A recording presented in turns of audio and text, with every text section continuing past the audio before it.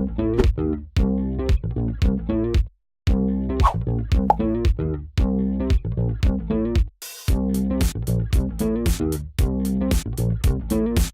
à tous, c'est Karel et bienvenue sur ma chaîne Codezania. Je vous retrouve aujourd'hui pour vous parler de séries puisque nous sommes, donc là, quand je vous filme ça, nous sommes le 1er mai et donc 2 mois se sont passés depuis le dernier point série et comme je vous avais dit que j'allais faire un petit point tous les 2 mois, me voici dans le point du mois de mars et avril. C'est le deuxième point série de l'année et comme d'habitude je vous propose de retrouver d'un côté les séries donc qui sont dans le cadre de mon challenge de série 2018 et de l'autre côté les séries que je suis en fait en parallèle. Alors côté challenge de série, je dois dire que pour l'instant je tiens un bon rythme. Là où je vous parle, j'ai déjà fini 3 séries donc sur les... je sais même plus combien j'en ai, 10 ou 12 je sais plus.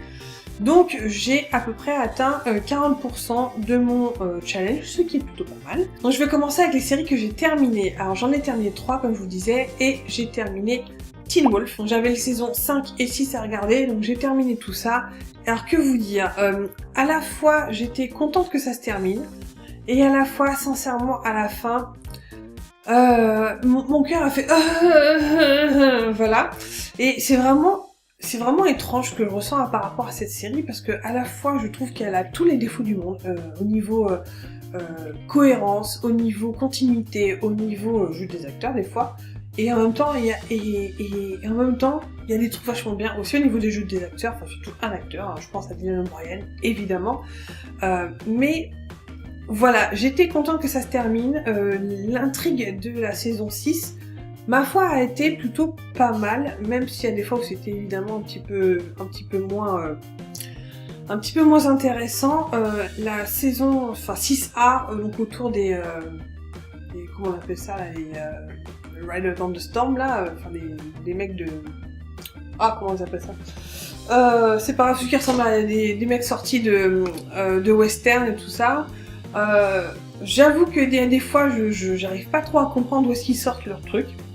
Mais cette série a été vraiment, je trouve, assez... comment dire ça, ouais, elle tenait vraiment en intensité. Je pense notamment parce que c'était aussi la disparition, enfin, je vais peut-être spoiler, mais bon, c'est là, en gros, c'est la saison où Dylan O'Brien était à l'hôpital, hein, donc il est pas du tout, quasiment pas dans la série, enfin, il est un petit peu dans la saison 6A, encore moins dans la saison 6B, il revient au début à la fin, je sais pas, voilà. Si vous aimez Dylan O'Brien, vous allez être forcément un petit peu déçu de la 6B, je vous dis ça comme ça, c'est tout. Mais voilà, je trouve qu'ils ont quand même réussi à bien mener, en tout cas cette saison 6A, je dirais. 6B un petit peu moins, d'autant que y a plein de personnages qui se sont barrés entre temps. Ils essayaient, j'ai l'impression, de connecter les wagons avec une espèce de nouvelle génération, et ça prenait pas des masses, même si c'est des personnages qu'on avait déjà vus hein, dans les saisons d'avant, mais bon, sans le trio, enfin sans les personnages principaux de Teen Wolf, en tout cas, il restait plus que Scott McCall, et puis tous les autres en fait ils sont arrivés au fur et à mesure de la série, donc même Dylan O'Brien n'est pas là-dedans.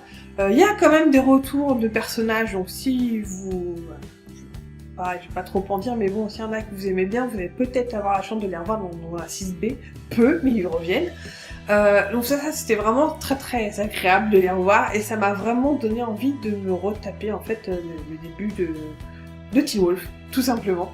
Même si je sais que ce serait un peu du sadomasochisme, mais voilà, de revoir peut-être de temps en temps un épisode. J'aimerais bien revoir la saison 1 notamment, et la saison 3C. Oui, dans 3B pardon, je vais passer. La saison 3B avec le Nogitsune, avec donc Dark Dylan O'Brien. Mais voilà, cette saison en tout cas 6A, qui était vraiment centrée autour de Styles, et tout en justement en faisant en sorte qu'il n'était pas là. J'ai trouvé ça vraiment bien mené et bien... voilà, vraiment pas mal du tout. Maintenant, voilà, c'est aussi bien que ça s'arrête pour passer à autre chose et pour voir en fait ce qu'il y avait avant avec nostalgie. Voilà, en tout cas Teen Wolf ça a été des biens, des beaucoup moins bien, mais voilà, j'en garde quand même relativement un bon souvenir tout en restant un petit peu critique. J'ai terminé aussi la série Lost Girl.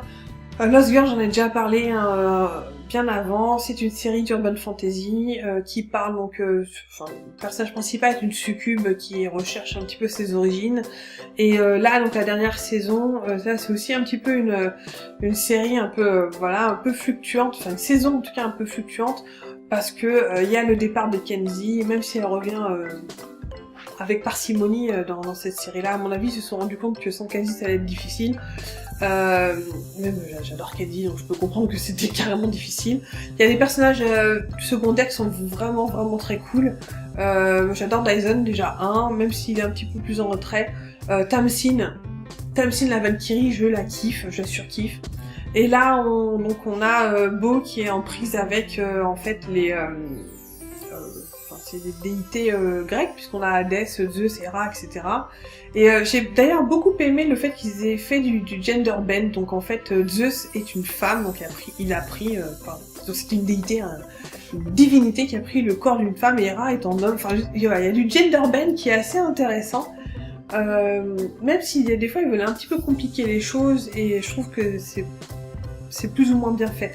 En tout cas, il y a des épisodes où il y a vraiment beaucoup de tension. Je vais pas spoiler, mais il y a vraiment des épisodes où je dis voilà. Le dernier épisode, m'a aussi tenu en haleine et m'a fait. Il y a plein de choses qui se passent. Mais, c'était aussi une très bonne série, même si, pareil, elle a un petit peu ses aléas. Mais la mythologie qui est mise en place est très intéressante, je trouve.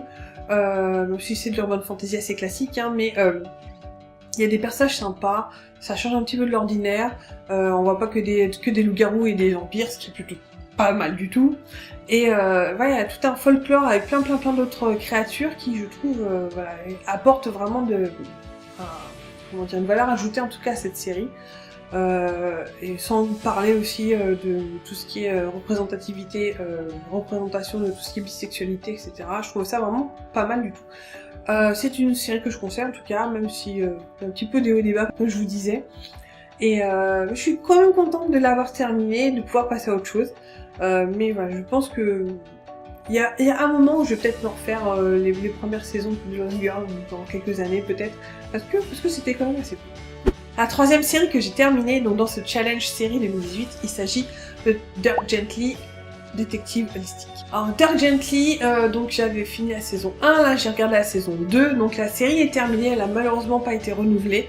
Je peux comprendre dans un sens où elle est vraiment tirée par les cheveux, elle est frappadingue, ça, je pense qu'elle ne correspondra pas à tout le monde, mais justement elle est tellement barrée, tellement originale, vraiment dans le sens... surtout la première saison, la deuxième saison, vu que le côté un petit peu original de la première saison est un petit peu édulcoré, vu que vous connaissez déjà les personnages, le concept, etc. Forcément, la saison 2, vous n'avez pas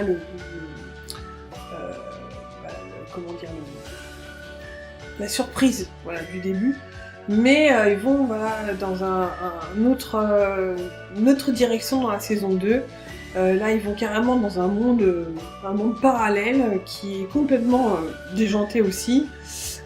Et alors c'est vrai que c'était un petit peu en dessous que la saison 1 qui était vraiment super et décalée, etc. Mais il y a quand même des choses qui étaient super intéressantes dans la saison 2, des personnages bien écrits, des personnages puis des situations complètement loufoques. Un peu moins que dans la saison 1 comme d'habitude, mais ça se tenait, j'ai vraiment apprécié cette saison 2, même si je comprends qu'elle a été vue en dessous de la saison 1. J'étais très contente de revoir les Roadie 3, et j'étais super contente de voir tous les personnages, même si il y a des nouveaux personnages comme Pento et son mec, mais par exemple la façon dont Bart était beaucoup plus présent dans la saison 1 et moins dans la saison 2, c'était vraiment dommage. Et surtout, vu la façon dont ça se termine à la fin de la saison 2, c'est vraiment dommage qu'il n'y ait pas de saison 3, parce qu'à mon avis, elle aurait été un petit peu plus ça dans une éventuelle saison 3. Donc, c'est une série que je recommande, si vous cherchez un truc un petit peu barré. En plus, il n'y a que 2 saisons de 8 et 10 épisodes, donc ça se regarde assez facilement. Si vous voulez voir quelque chose qui sort un petit peu des sentiers battus, je vous conseille ça. En plus, vous allez regarder, vous comprendrez de quoi je parle, mais c'était plutôt sympa. On continue dans le challenge série 2018, cette fois-ci avec Agent of S.H.I.E.L.D., donc de Marvel. J'ai terminé hier soir la saison 2. Et que dire de la saison 2? Je vais pas non plus spoiler pour ceux qui ne l'ont pas vu, il y a beaucoup de choses qui se passent dans la saison 2. Je trouve qu'elle est aussi assez... elle est assez inégale. Vraiment la fin, et surtout le dernier épisode, c'est... claque sur claque. Je vous avoue que j'ai très envie de regarder la suite parce que ça se termine le final de Marvel, enfin Agent of Shield de la saison 2, j'en ai rarement vu des comme ça, des aussi, il y a tellement de choses qui se passent, c'est assez, ok, d'accord, ok, tout ça, encore. Donc voilà, ça promet aussi pour la suite. Même si ils essaient toujours de recoller ça par rapport aux cinématiques Marvel Universe, donc là on est Age of Ultron, je crois. Donc je pense que le prochain ce sera autour de Civil War. Voilà, de regarder ça a posteriori, c'est un petit peu bizarre comment ils essaient de se raccrocher voilà, à la cinématique Universe, Marvel Cinematic Universe. Parce que je crois qu'ils sont... Enfin, ils sont canon quoi, mais on a l'impression qu'ils veulent pas forcément d'eux dans le MCU, et eux ils veulent oui si on est là. Enfin bref, voilà, c'était plutôt sympa, et les personnages, voilà, May elle est toujours aussi cool. C'est aussi bien qu'on voit un petit peu son passé, qu'on comprenne un petit peu plus ce personnage. Ça tourne toujours autour de Sky, je sais qu'il y en a plein qui n'aiment pas parce qu'elle fait un peu Marissou, mais moi, j'aime pas plus que ça. J'attends de voir ce qu'ils vont faire avec Ward, avec Grant Ward, parce que c'est un personnage intéressant, même s'il est tête à claque, etc. Mais j'ai envie de savoir s'ils vont le diriger vers un côté ou rédemption, ce que je comprends pas. Enfin, je vois pas comment il pourrait aller se repentir de tout ce qu'il a fait. Et de l'autre côté, s'ils vont vraiment aller dans le côté villain à fond, ça va être un méchant à 100%, etc. S'il oscille un petit peu entre les deux, je ne sais pas encore. Mais voilà, c'était plutôt sympa à regarder, et voilà, j'ai de rien hâte de regarder la suite. Toujours dans ce challenge 2018, j'ai commencé The Librarians. J'en suis à... J'ai pas été très loin pour l'instant, j'en suis à l'épisode 3 de la saison 1. Que vous dire dessus? Ça me fait beaucoup penser à Doctor Who, mine de rien. Les personnages, en tout cas The Librarian, c'est celui qui incarne Noah Wiley. C'est trait pour trait, en fait, le Docteur dans son côté un peu foufou, un peu chien fou, comme ça, qui part sans forcément réfléchir, qui connaît toujours les petits trucs pour se sortir d'affaires. Cette fois-ci, il y a vraiment un groupe autour de lui, donc les autres bibliothécaires. Ça tourne toujours autour je sais que les premiers épisodes c'était autour d'Excalibur, etc. Le deuxième, le troisième que j'ai vu, c'était Minotaur. Donc voilà, on tourne autour de légendes, des mythes, etc. qui sont dans l'inconscient collectif et que tout le monde connaît à peu près. Je vais voir comment ça avance. C'est pas mal, franchement c'est pas mal. Moi en tout cas c'est un thème qui me parle plutôt bien.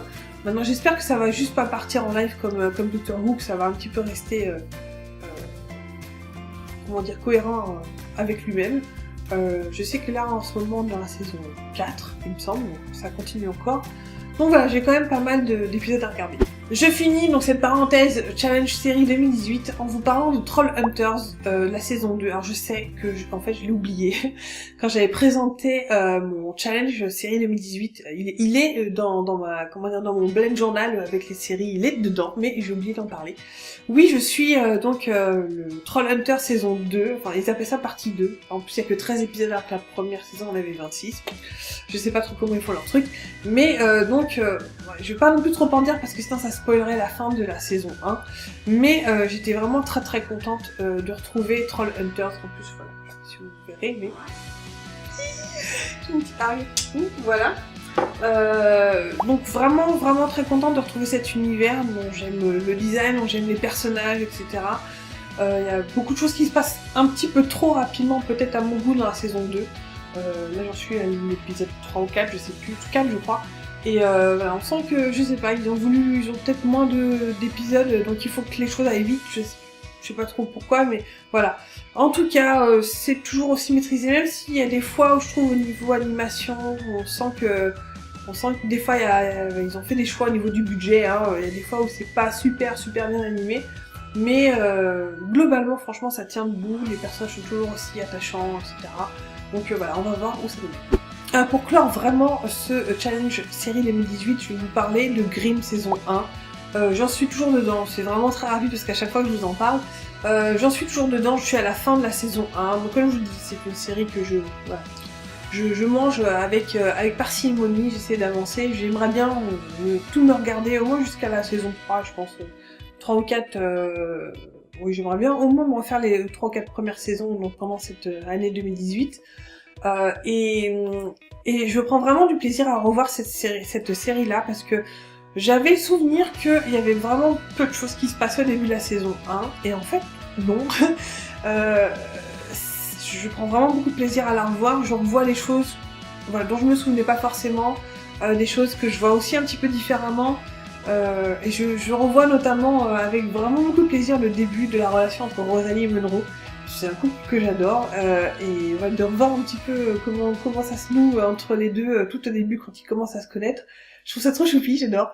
Et puis de toute façon c'est toujours une mythologie que j'adore, hein, une série que je kiffe, donc voilà, je déguste les épisodes les uns après les autres, tranquillement, à mon rythme, sans pression, et ça me va plutôt bien comme ça, ce rythme. Voilà, maintenant on passe aux 3 séries, oui j'en compte 3 séries que je regarde à côté de ce challenge 2018, et je vais commencer par vous parler de Timeless. Alors Timeless, j'ai regardé que le premier épisode, donc ça va être assez succinct. Qu'est-ce que c'est? En fait, c'est la série qui apparemment, je crois, sur NBC a remplacé Grimm. Alors pour pas trop vous en dire, vous expliquer un petit peu le concept de cette série, c'est des personnages qui vont, en tout cas dans le premier épisode, trouver le moyen de remonter dans le temps. Et en fait, à chaque épisode, ils vont remonter dans le temps pour aller à un moment précis, pour un petit peu sauver l'histoire, et de ne pas trop changer le fil de l'histoire, justement. Et en fait, il se concentre sur l'histoire américaine. Donc le premier épisode, c'était sur le crash de Lindenburg, voilà. Je sais pas si vous voyez cette image de Lindenburg, enfin donc un gros zeppelin qui s'écrase, qui prend feu, qui a fait des dizaines de morts. Et j'ai trouvé ça vraiment très intéressant qu'ils prennent justement cet événement-là pour commencer la série. Moi, ça m'a plutôt plu ce choix-là. Et puis même si je trouve que, en tout cas, le premier épisode, ça commence un petit peu trop vite pour que les personnages, voilà, on les balance dans le temps et puis ils prennent ça un petit peu trop facilement. Mais bon, il faut bien commencer la série, il faut bien les faire partir dans le passé. Et voilà, de voir un petit peu comment est-ce qu'ils vont essayer de gérer les choses et ne pas trop changer la trame chronologique du temps, et de voir un petit peu aussi ce que veulent faire les méchants, exactement quels sont leurs vrais plans. Je trouve ça intéressant, je vais continuer à la regarder une fois que j'aurai un petit peu plus avancé dans mon challenge série 2018.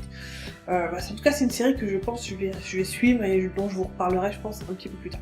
Je continue avec une série, cette fois-ci c'est un drama coréen. Alors je vais prendre mon petit carnet là, parce que je sais pas si je vais pouvoir le dire correctement. Alors c'est Stronger de Bong-soon, je serais incapable de vous le dire, je l'ai pas noté en coréen. C'est un drama de super-héroïne, tout simplement. Donc on suit les aventures de Bong-soon, qui est une jeune fille qui en fait a un pouvoir qui se transmet de mère en fille, où en fait les femmes de la famille ont une force herculéenne, et cette force herculéenne, si elles l'utilisent pour des raisons égoïstes, des selfish, enfin des trucs pour elles perdent cette force surhumaine, et ce qui a été le cas notamment de sa mère, de Bong-soon, et donc elle essaie d'inciter sa fille à pas l'utiliser justement pour des raisons purement personnelles. Et donc notre jeune fille de Bong-soon a un petit peu du mal à trouver sa place. Elle a un frère jumeau qui lui est un petit peu encensé, qui devient médecin, je crois qu'il est interne en médecine. Et elle essaye de trouver sa place, elle a vraiment du mal parce que quoi qu'elle fasse, elle n'arrive pas, ou elle est trop forte, ou elle est trop, voilà, elle a vraiment du mal à gérer ça, donc elle est au chômage parce qu'elle n'arrive pas à trouver sa place. Et elle est fan de jeux vidéo, donc elle aimerait bien travailler là-dedans. Et donc dans le premier épisode, elle se fait remarquer, en tout cas grâce à ses pouvoirs, par un PDG qui a à peu près son âge, un PDG évidemment de une boîte de jeux vidéo, qui va l'employer pour être sa garde du corps personnel. Évidemment, dès le premier épisode, on voit qu'il en pince pour elle, il est très clair là-dessus, il a envie de se la faire, et elle est vraiment... elle en a marre de lui, mais bon, il faut bien qu'elle mange, et Et voilà. Il y a évidemment un triangle amoureux parce que qu'est-ce que serait un drama coréen sans triangle amoureux? Je ne sais pas. Donc voilà, on a beau gosse numéro 1 pour la première fois, je préfère beau gosse numéro 1 beau gosse numéro 2. À moins que ce soit peut-être l'autre qui soit beau gosse numéro 1 dans l'histoire, mais bon bref, c'est pas grave. Donc vous avez aussi un ami d'enfance de Dong-soon, qui est en fait flic, et qui va... donc elle est amoureuse de lui il est amoureux de quelqu'un d'autre, il la voit vraiment que comme une jeune... Enfin, une copine, quoi, une amie d'enfance. Et évidemment, quand l'autre va s'intéresser à elle, lui il va se dire non, c'est la mienne. Alors évidemment, il y a des trucs qui sont typiques des dramas qu'on voit partout. En même temps, ça fait plaisir de les revoir parce que ça change un petit peu des façons de raconter purement occidentales et américaines. Et en même temps, il y a des fois où c'est un petit peu voilà, la façon de mettre en scène coréenne est tellement aux antipodes de ce qu'on connaît que des fois c'est un petit peu lourd. Mais j'avoue que ça se regarde bien. Il y a des effets spéciaux un petit peu voilà, mais on leur en tient pas rigueur. Moi je suis surtout pour l'héroïne qui est juste trop choupie, et puis je sais plus comment il s'appelle, mais le PDG de la boîte de jeux vidéo, que je lui croquerais bien la fesse, mais c'est pas grave, je vais continuer à regarder. Je crois qu'il y a 16 épisodes en tout, donc ça se laisse regarder, ça fait plaisir. Et je vais terminer cette vidéo en vous parlant d'une série. J'attendais tellement qu'elle commence et je suis trop contente parce que elle est à la hauteur de mes espérances. Je vous parle de la série Siren. Alors c'est Siren ou Sirène si vous préférez en français. Elle vient de sortir. Là on en est à l'épisode 6 je crois. Il n'y a que 10 épisodes dans cette première saison. Et putain, qu'est-ce que je l'attendais cette série. Je l'avais vue depuis je sais plus combien de temps. Depuis peut-être cet été, donc juillet, août. J'ai vu qu'il allait avoir une série sur les sirènes. J'ai fait oh, ok. Et cette fois-ci, c'est pas une série sur les sirènes comme H2O ou comme comment ça s'appelle déjà Mako's Mermaid. Là, on est vraiment en fait, on est dans une série qui traite les sirènes vraiment comme une espèce prédatrice dans l'eau.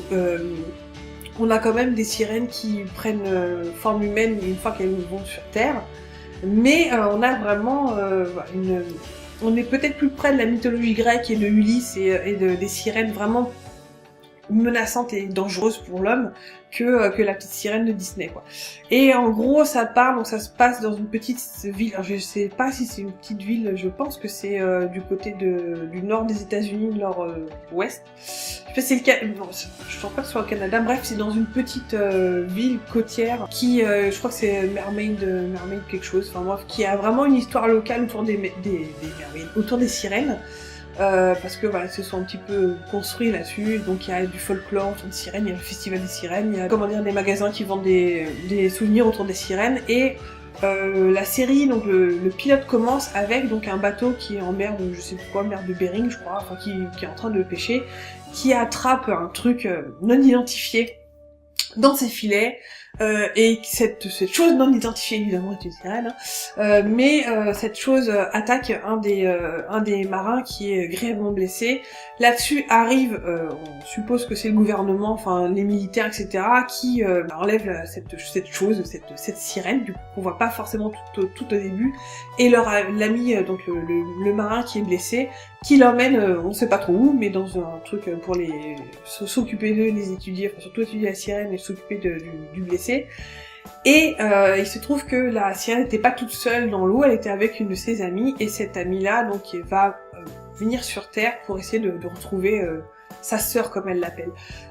Et la jeune fille qui joue la sirène, donc Green, elle a vraiment un faciès hyper spécifique. Elle a vraiment les traits ciselés, les pommettes, voilà, les pommettes saillantes.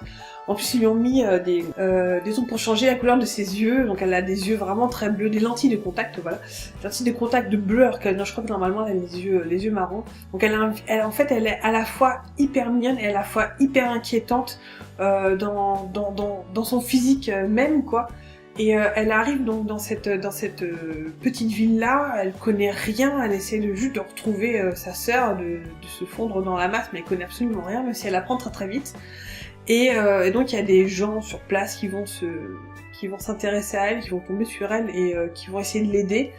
Et il y a à la fois un triangle amoureux qui se crée, mais C'est pas un triangle amoureux comme on peut le penser. Alors je sais qu'il y en a plein qui disent que ça leur fait penser à Twilight. Peut-être dans l'ambiance, moi ça me fait pas du tout penser à Twilight parce que on est un petit peu quand même, je trouve, au-dessus, hein, sincèrement. Mais voilà, c'est en fait cette sirène va s'interposer en fait au milieu d'un couple et on sent que voilà ce couple va être un petit peu bousculé et attiré l'un et l'autre vers la sirène parce qu'elle a quelque chose de très attrayant, très attractif, même si on sent que c'est hyper dangereux. Voilà, en tout cas c'est une série qui franchement est à la hauteur de ce que j'en attendais, comme je vous disais. En plus les effets spéciaux, quand elle se transforme en sirène, quand elle va dans l'eau, j'ai trouvé ça tellement bien, c'est vraiment... Moi je trouve que c'est pas très loin de, par exemple, la transformation en loup-garou du loup-garou de Londres, où voilà, on sent que c'est quelque chose de douloureux, que c'est quelque chose de grave, et je trouve qu'ils ont vraiment bien réussi à transmettre ça. C'est pas juste pouf, la queue apparaît comme par magie, voilà. C'était vraiment très chouette. Bref, c'est une série que je vous conseille, donc n'hésitez pas à jeter un coup d'œil. Si vous l'avez vue, si vous comptez la regarder, n'hésitez pas aussi à me laisser un petit commentaire, ça m'intéresserait vraiment beaucoup d'en discuter avec d'autres personnes qui la regardent. Voilà, c'est ici que s'achève cette longue vidéo, comme n'importe lequel de mes points séries, je dois vous avouer. J'espère que ça vous a plu. Si vous avez, comme d'habitude, des questions, des commentaires, n'importe quoi sur les séries que je vous ai présentées là, ou alors si vous voulez me dire où est-ce que vous en êtes dans votre challenge série 2018, n'hésitez pas à me laisser une petite bafouille là-dessous. Là-dessus, je vous laisse, je vous souhaite d'excellents visionnages de séries, de films, d'excellentes lectures évidemment, et je vous dis à la prochaine dans une nouvelle vidéo. Ciao!